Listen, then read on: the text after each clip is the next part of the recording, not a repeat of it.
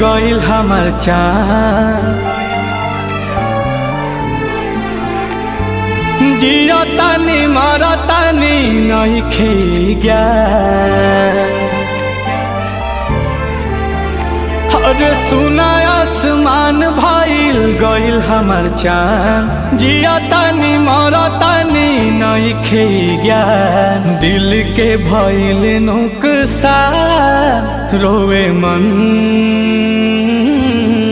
बाछा छनत पारा कहिले भगवान मिला दो जान से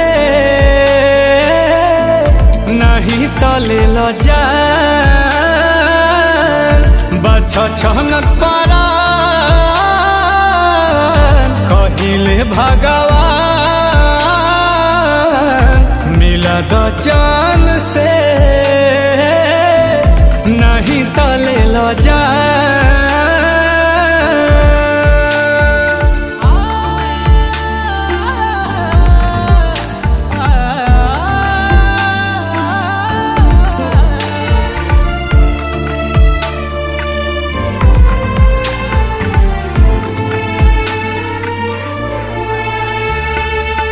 रोई रोई रोई रोई गम के तना हम ढोई ऐसे न जिंदगी जियाई हो तोहके त दिखल होई होता जवन लिखल होई तू ही तो हमके बताई हो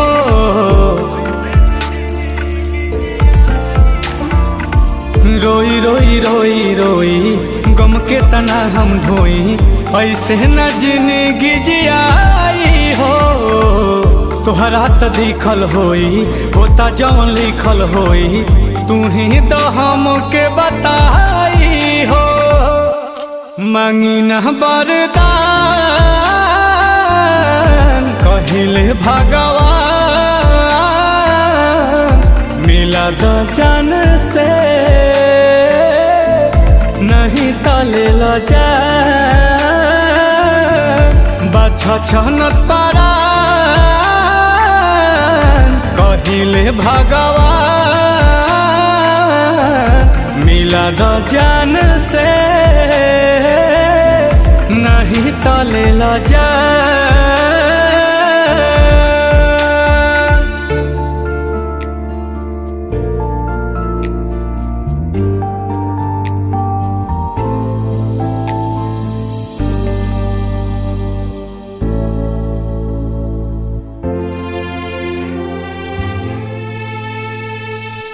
कुछ तो विधाता बोला दुखावा के भेद खोला तड़पिल हम बेतहासा हो लागता बेकार बानी बहुते लाचार बानी घेरल है पास गरो निराशा हो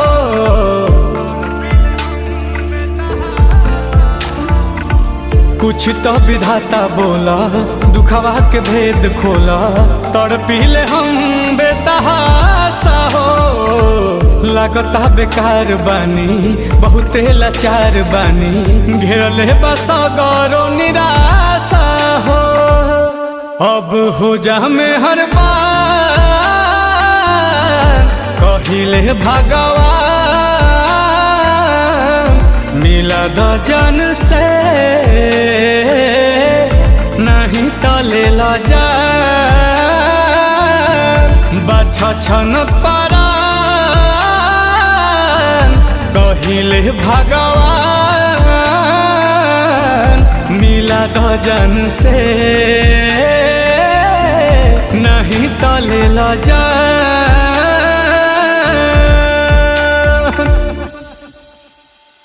अच्छा छनत पारा कहिले भगवान मिला दो जान से नहीं तले लो जान।